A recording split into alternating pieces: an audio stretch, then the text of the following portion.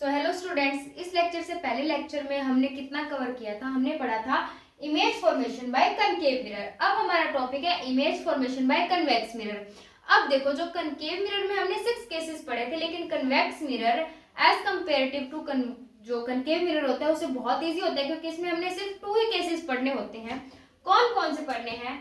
पहला हमारा है if object is at infinity, is at infinity. ठीक है, तो मैं पहले ड्रॉ कर लेती हूं।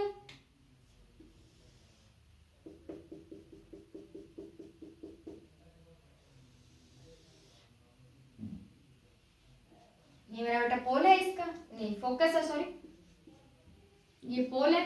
अब देखो, अगर इंफिनिटी पे है तो हमने कनकेव मिरर में भी पढ़ा था कि जो रेज आती हैं वो पैरेलल आती हैं, पैरेलल टू प्रिंसिपल एक्सिस आती है। ये मेरी इंसिडेंट रे है, ये भी मेरी इंसिडेंट रे है।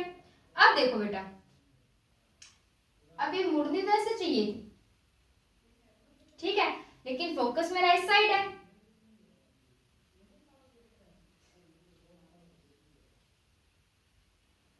ठीक है, तो ये होता है बेटा मेरा पहला केस। जब हमारा ऑब्जेक्ट इंफिनिटी पे होता है तो मेरी जो पोजीशन ऑफ इमेज है वो क्या होगी? At focus.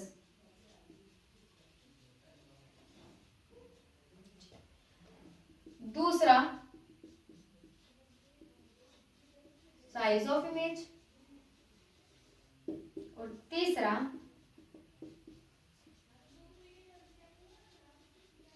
Nature of image. ठीक है, तो अब देखो बेटा, पोजीशन ऑफ इमेज मेरी कहां आ रही है? फोकस पे। साइज ऑफ इमेज मेरा क्या आ रहा है? वेरी स्मॉल, या पॉइंट साइज में कह सकती हूँ। ठीक है, और थर्ड है nature of image. Nature of image जब बेटा मेरी ये बिहाइंड बन रही है, अब देखो, अगर रियल एंड जो रियल एंड इन्वर्टेड बनती वो मेरी इस साइड बनती, ठीक है, रियल अगर बनती तो इस साइड बनती, लेकिन अब मेरी बिहाइंड द मिरर बन रही है, तो कौन सी होगी इसमें? Virtual and erect, virtual and erect. ठीक है, ये मेरा पहला केस था, इसे बेटा आप नोट डाउन कीजिए।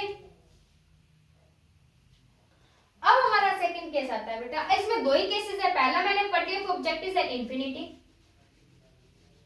और मेरे को सेकंड केस पढ़ना है अगर जो मेरा ऑब्जेक्ट है वो इंफिनिटी और फोकस के बीच में, फोकस के मतलब इंफिनिटी और पोल के बीच में कहीं भी हो।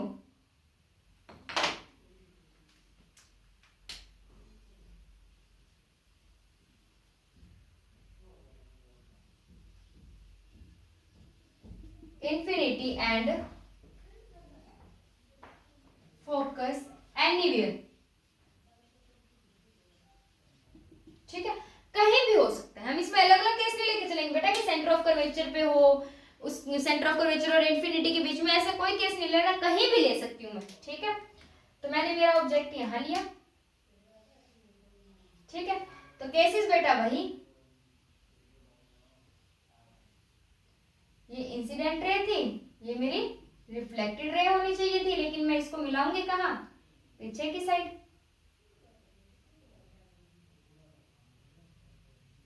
ठीक है, दूसरी मेरी फोकस से निकले, ठीक है, फोकस से निकलेगी।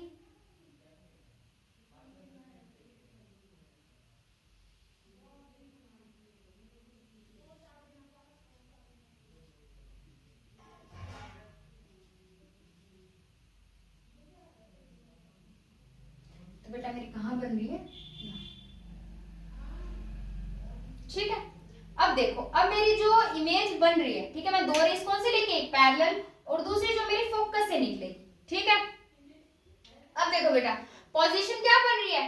फोकस और पोल के बीच में, तो मैं लिख दूं in between focus and pole, between focus and पोल।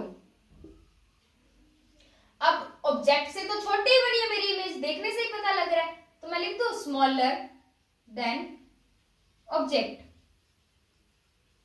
जो मेरा साइज है वो स्मॉलर देन ऑब्जेक्ट है।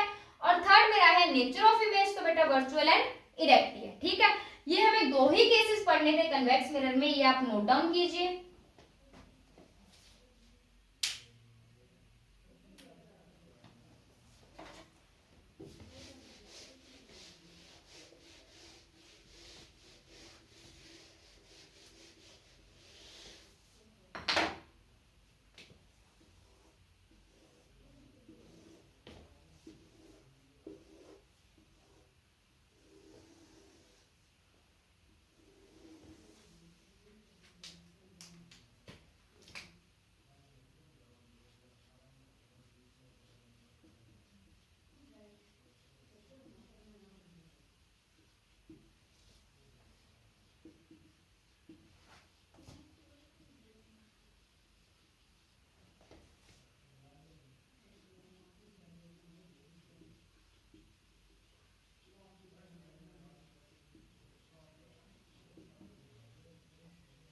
इसमें हमने बेटा दो ही केसेस देखने हैं। पहला, अगर हमारा ऑब्जेक्ट एट इंफिनिटी है, अगर हमारा ऑब्जेक्ट एट इंफिनिटी है तो मेरी इमेज की पोजीशन क्या पर गई थी बेटा, फोकस पे। नेचर क्या था,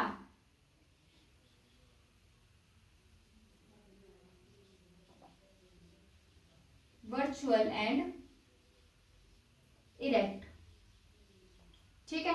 और साइज क्या था, स्मॉल,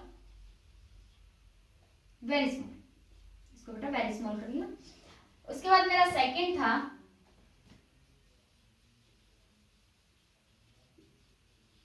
बियॉन्ड पोल। बियॉन्ड पोल मतलब पोल से उधर उधर वाली साइड कहीं भी, या मैं इसको लिख सकती हूँ बिटवीन इंफिनिटी एंड पोल, ठीक है। तो ये मेरी बन रही थी बेटा between pole and focus, virtual and direct ही रहा था। और जो साइज था इसका स्मॉलर देन ऑब्जेक्ट।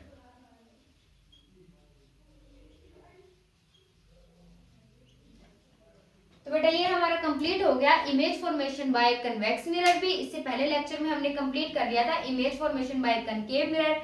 इसे आप नोट डाउन कीजिए। Thank you.